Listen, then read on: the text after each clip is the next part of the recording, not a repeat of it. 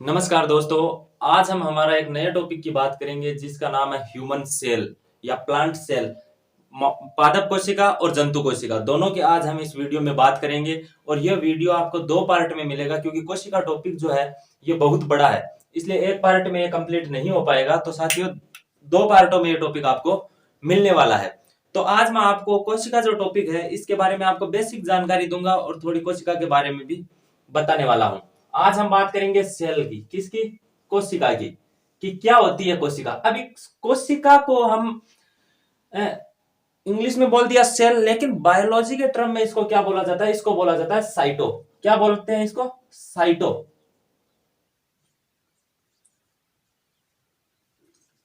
इसको साइटो बोला जाता है। और कोशिका के अध्ययन को क्या बोलते हैं? कोशिका के अध्ययन को बोलते हैं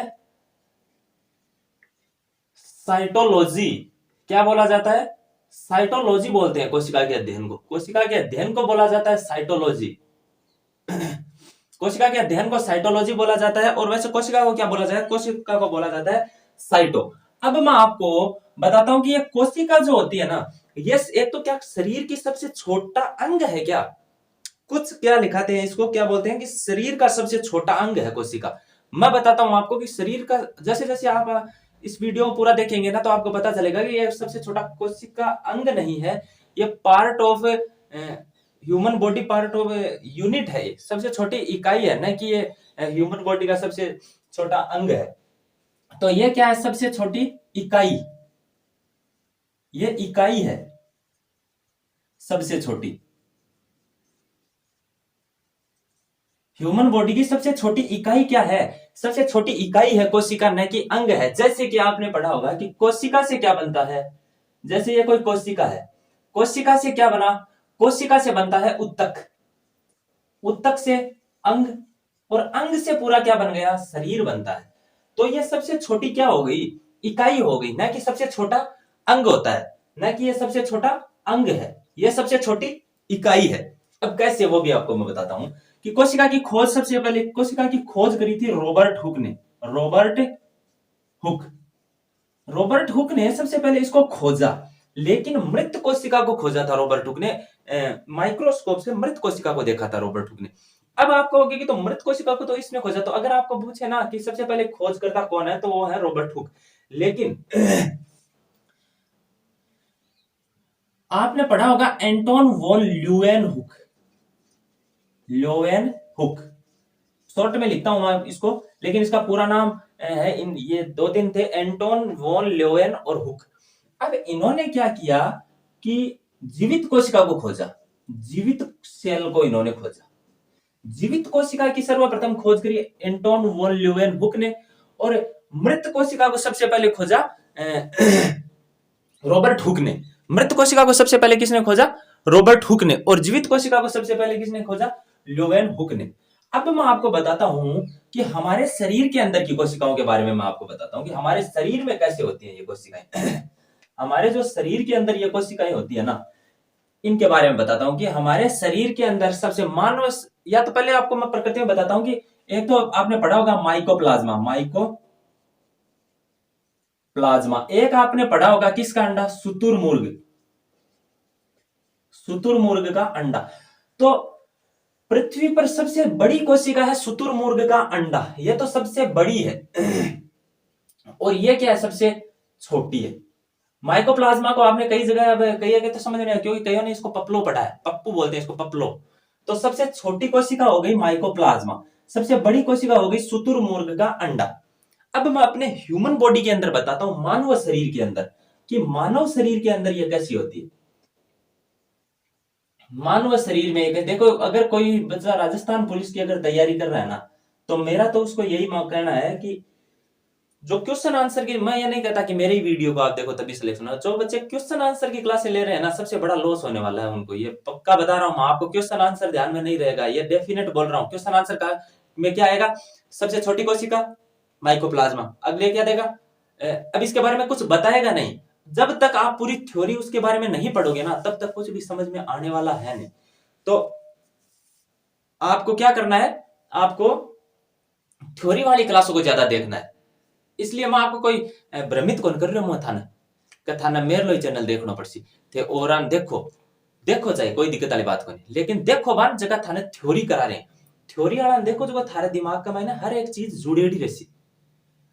अब सदा की क्लास लियोगा ना क्वेश्चन आंसर की, जहाँ की कोई दिमाग में रह लो 12 बजे ली थारा पेपर गमा, इसलिए थोड़ी थ्योरी की क्लास लियो और भी थ्योरी में पढ़ने की कोशिश करो। और जी हाँ मतलब आज थे कोशिका चैप्टर पढ़ रहे हो, काल को थारो मस्तिष्क पढ़ रहे हो, तो कोशिका चैप्टर न पढ़ना पहले एक बार मस्तिष्क को भी रिवाइज करिया करो बेगा बेगा, और बेगा बाद गमा कोशिका चैप्टर पढ़िया करो, जिका सुके उसी थारे दिमाग में एकदम क्लियरिटी रहती कि हाँ काल मैं यह चीज पढ़ी और आज यह चीज पढ़ रहा हूँ, अब आगे टॉपिक पर एक दिन दिया करो पूरा का पूरा रिवीजन न, जगह सु थाने बढ़िया तरीके से एक बारे में पतो लाग सी।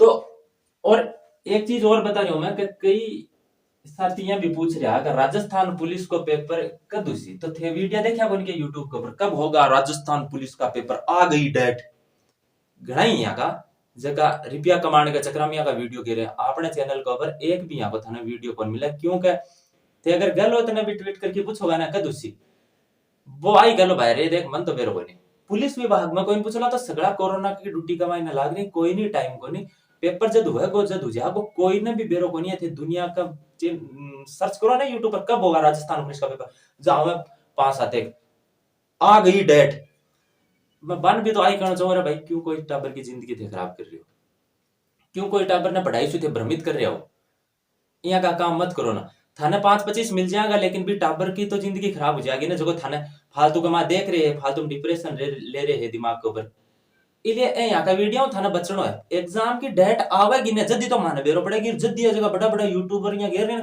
आ गई डेट जल्दी मान बेरो पड़ेगा, इससे पहले कोई नहीं पता लगा, कोई आइडियो भी कौन लगा सके, मैं थाने बोल रही हूँ क्या कोई आइडियो भी कौन लगा सके, एसआई को रिजल्ट आयो ना 20 पहले कोई बताओगे आज आवेगो आयो जा बेरो पड़े एसआई को रिजल्ट आ गया, तो आई ही राजस्थान पुलिस की एग्जाम आवेगी जद होगी और बी टाइम तैयारी को नहीं होगी, यह थाना चीज मैं बता रही हूँ, डेट आ गई जहाँ का मान लो राजस्थान पुलिस की डेट आ गई 20 तारीख थे क्यों उखाड़ लियोगा क्या कर लियोगा थे कि 20 तारीख आ गई जना, तैयारी होगी जबकि अब भी होगी।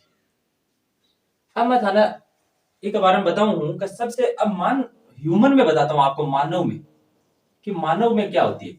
अब मानव में सबसे बड़ी कोशिका की बात करते हैं, सबसे छोटी कोशिका की बात करते हैं, सबसे बड़ी कोशिका और सबसे छोटी कोशिका। सबसे बड़ी जो कोशिका होती है वो तो होता है अंडाणु,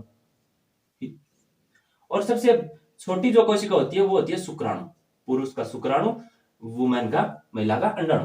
अब मैं आपको बताता हूं कि एक आपने ये पढ़ा होगा कि ह्यूमन बॉडी में सबसे ज्यादा पुनरुद्भवन, कहने का मतलब 1 से 4, 4 से 2 या फिर जैसे डैमेज हो गया तो वो वापस कैसे सही होता है, तो वो सबसे ज्यादा तो पुनरुद्भवन की प्रक्रिया होती है लीवर के अंदर। लीवर क्या होता है कि जैसे किसी व्यक्ति के अगर लीवर क्या किस तरफ होता है, इस तरफ लीवर के नीचे होता है वृक्क। अब अगर आप किसी का इस तरफ चाकू मारोगे ना तो वो व्यक्ति को लीवर क्या करेगा, लीवर डैमेज हो गया। अब लीवर डैमेज होगा तो अच्छे से उसकी मृत्यु ही नहीं हो पाएगी, वो जीवित का जीवित रहेगा, ये बात डेफिनेट मैं आपको बोल रहा हूं, क्योंकि लीवर में पुनरुद्भवन की प्रक्रिया सबसे ज्यादा पाई जाती है। इसलिए इस तरफ अगर किसी का चाकू लगाना तो उसकी मृत्यु होगी, अगर इस तरफ लगाना तो लीवर में धसेगा, और लीवर में धसेगा तो लीवर क्या करता है 1 से 2, 2 से 4, 4 से 8 बनाने की प्रक्रिया अपने ह्यूमन बॉडी में सबसे ज्यादा तेज लीवर में ही होती है। तो लीवर में सौ ज्यादा 1, 2, 2, 3, 3, 4 बने। अब ध्यान का होगा तो जाना सौ कम, तो सबसे कम भी बताता हूं आपको कि सबसे कम पुनरुद्भवन होता है न्यूरॉन में। अब कैसे होगा, न्यूरॉन घटा हुआ है, ये जो न्यूरॉन होती है ये होती है ब्रेन के अंदर, दिमाग के अंदर। दिमाग के अंदर पुनरुद्भवन ना के बराबर होता है। अब कई शाना टाबर ये जगह पूछ सके हैं क्या तो दिमाग में पुनरुद्भवन नहीं हुआ, मतलब एक कैंसर क्या हुआ, कैंसर जब एक कोशिका है ज्यादा आपकी फोटोकॉपी बनाने लग जा जल्दी तो वो कैंसर को रूप ले लेवा है, बिनी तो क्या कैंसर का कोशिका 2, 2, 4 अधिक, एक तो होता है दुर्दम कैंसर, एक होता है अर्बुद कैंसर, ऐसे कुछ आपने पढ़ा होगा, मुझे उम्मीद है कि आपने पढ़ा है। तो क्या होता है कि जो एक से अधिक कोशिकाएं जब बनने लगती है तो कैंसर होता है। अब आप कहोगे कि तो ब्रेन में तो कैंसर होता है, ब्रेन का कैंसर ऐसे आपने क्यों कुछ ने सुना है। अब वो क्यों होता है, ब्रेन के अंदर 90% न्यूरॉन होता है, लेकिन जो 10% कोशिकाएं अलग होती हैं ब्रेन के अंदर वो पुनरुद्भवन करती हैं, उनके अंदर 1 से 2 बनने की प्रक्रियाएं होती हैं। और अगर वो जरा सा भी 1 से 2 प्रति बना देंगी ना, कहने का मतलब वो एक है और दूसरी अगर दूसरी बन गई तो ब्रेन का कैंसर जरूर होगा। और वो क्यों होगा, क्योंकि ब्रेन की जो नसें है ना वो बहुत महीन है, अपने हाथ पैर, शरीर की बजाय, इसलिए वो पुनरुद्भवन कर जाएगी। या तो ब्रेन ब्लॉक हो जाएगा ब्रेन गिरने से, या फिर वहां पर ट्यूमर या कैंसर होगा, जिसकी वजह से व्यक्ति की मृत्यु होती है। अब ब्रेन का कैंसर को तो आपने समझ में आ गया, न्यूरॉन होता है ये ब्रेन के अंदर होता है, इसमें सबसे कम पुनरुद्भवन होता है। लीवर कहाँ होता है? लीवर जो होता है अपने पेट के अंदर दाई तरफ होता है लीवर, इसमें सही होने की, कहने का मतलब पुनरुद्भवन होने की प्रक्रिया सबसे ज्यादा तेज होती है। सबसे छोटी कोशिका शुक्राणु, सबसे बड़ी कोशिका हो गई अंडाणु। आपको मैंने ये बता दिया। अब मैं आपको थोड़ी सी जानकारी और देता हूं, उम्मीद है कि आपको समझ में आ रहा है, और हो जहां तक थ्योरी ही पढ़नी है, ये भी मैं आपको बता रहा हूं कि थ्योरी ही पढ़नी है, इसके अलावा कुछ नहीं पढ़ना। अच्छा, अब मैं आपको बताता हूं, एक तो होती है कोशिका के बारे में बताता हूं कि कोशिका की संरचना के बारे में बताता हूं। सबसे पहले तो जो ह्यूमन की कोशिका होती है वो होती है बिल्कुल राउंड, गोल, लेकिन जो पादप कोशिका होती है ना, वो कुछ इस प्रकार की होती है। पादप की कोशिकाएं कुछ इस प्रकार की होती हैं, ह्यूमन सेल कुछ इस तरह की होती है। कैसे होती हैं, क्यों होती हैं, ये सारी प्रक्रियाएं हम अभी थ्योरी के अंदर पढ़ेंगे। अब देखो, सबसे पहले हम बात करते हैं कि कोशिका झिल्ली की। किसकी बात करेंगे? कोशिका झिल्ली। कोशिका झिल्ली क्या होती है? ये जो ऊपर का जो आवरण है ना अपने शरीर के अंदर, ये आवरण, इसको बोलते हैं कोशिका झिल्ली। इसको क्या बोलते हैं? कोशिका झिल्ली बोलते हैं इसको। तो ये पादप में भी तो है और जंतु अपने में भी है, तो ये पादप और जंतु दोनों में पाई जाती है। इसका कार्य क्या होता है? इसका कार्य होता है सुरक्षा करना। क्या करना? कोशिका की सुरक्षा करना इसका मुख्य कार्य होता है। अब कोशिका की तो सुरक्षा ये करती है, इसको आकार भी दे दिया। लेकिन आपने जैसे सुना होगा कि कोशिका भित्ति, कोशिका भित्ति। अब कोशिका भित्ति जो होती है ना, या आपने सुन तो लिया कि पादपों में होती है। कोशिका भित्ति पादपों में, जैसे कि आपने कहीं से कुछ लिया या चीनी लिया, आपने 5 किलो चीनी ले ली एक थैली के अंदर, एक थैली में 5 किलो चीनी ले ली, लेकिन उसमें 5 किलो शक्कर और डाल दी, उसमें 5 किलो गुड़ डाल दिया और डाल दिया, तो क्या वो एक झिल्ली काम आएगी? क्या नहीं आएगी। उसके ऊपर एक थैली और चढ़ा लेते। तो आप ऐसे याद रख सकते हैं कि पादपों के अंदर वजन ज्यादा, तो उसके अंदर एक भित्ति भी होगी, झिल्ली अपने में अंदर होती है। तो पादपों के अंदर जो ये बाहरी आवरण होता है ना, इसको बोलते हैं कोशिका भित्ति। यह जो कोशिका भित्ति है ना, इसके ऊपर मैं आपको थोड़ा और बताता हूं कि ये पादपों के अंदर होती है। पादपों के अंदर ये क्या करती है? ये आकार प्रदान करती है उनको। क्या करती है? पादपों को आकार प्रदान करने का कार्य कौन करती है? कोशिका भित्ति करती है। पादपों को आकार कौन प्रदान करती है? कोशिका भित्ति प्रदान करती है। अब आपने देखा होगा कि जो पादपों के जो बाहर का आवरण होता है ना, वो किसका बना होता है? ये आपने पढ़ा भी होगा। किसका बना होता है? सेल्यूलोज का। सेल्यूलोज का बना होता है। पादपों का बाहरी आवरण सेल्यूलोज का बन गया। अब आप ये भी जानते हो कि कागज किससे बनता है? किससे बनता है कागज? अरे पेड़ पौधों से तो बनता है ना, तो वो किससे बनेगा? उसमें आप क्या करोगे कि कागज किससे बनता है? सेल्यूलोज। रिपिया, नोट क्यों बने? सेल्यूलोज, सेल्यूलोज हो गया। कपड़े, सेल्यूलोज। आपको अगर ये पूछे कि कपास में क्या पाया जाता है, तो कपास में 90% सेल्यूलोज होता है। जो मैं आपको ये बातें बोल रहा हूं ना, इनको भी आपको दिमाग में रखना है। तो सेल्यूलोज से रेयोन रेशा सबसे पहले बनाया गया, और प्रकृति में पाया जाने वाला सबसे सेल्यूलोज ही है सर्वाधिक पाया जाने वाला कार्बनिक पदार्थ, सेल्यूलोज। अब मैंने आपको कोशिका भित्ति बता दी, पादपों में होती है केवल, उनको आकार, कहने का मतलब बाह्य आवरण सही बना के रखती है। किसका बना होता है? ये सेल्यूलोज का बना होता है। कोशिका झिल्ली पादप और जंतु दोनों में होती है, उनको सुरक्षा प्रदान करती है। कहने का मतलब अपने में तो जो भित्ति का काम है कपड़े कर रहे हैं, इनमें कोशिका झिल्ली कर रही है, कहने का मतलब बाहरी आवरण देते हैं उनको। अब मैं आपको एक और बता देता हूं छोटा सा, यह मान लीजिए अपनी कोशिका के बारे में बता देता हूं मैं आपको। राइबोसोम, राइबोसोम को क्या कहते हैं? राइबोसोम की खोज करी पेलेडे ने, इसलिए इसको क्या बोलते हैं? पेलेडे के कण। ठीक है जी। ये किसका निर्माण करता है? प्रोटीन का। राइबोसोम किसका निर्माण करता है? प्रोटीन का निर्माण करता है, इसलिए राइबोसोम को क्या कहते हैं? Protein factory. ये जो अगर शरीर बॉडी में पूछे ना कि कौन है जो अपने काम स्वयं ही कर लेती है, वो भी सारे के सारे, तो वो कोशिका है, जो अपने शरीर में प्रत्येक जगह कोशिका है, और ये खुद का काम खुद ही करती है, श्वसन भी खुद ही करती है, प्रोटीन भी खुद ही बनाती है। अगर कोशिका में कोई जैसे कि गोल्जी काय खत्म हो गया या रसदानी खत्म हो गई, तो उसका भक्षण भी ये खुद ही कर लेती है। उसको आकार करने का मतलब उसकी शेप भी खुद ही बना के रखती है, हर एक काम कोशिका स्वयं करती है।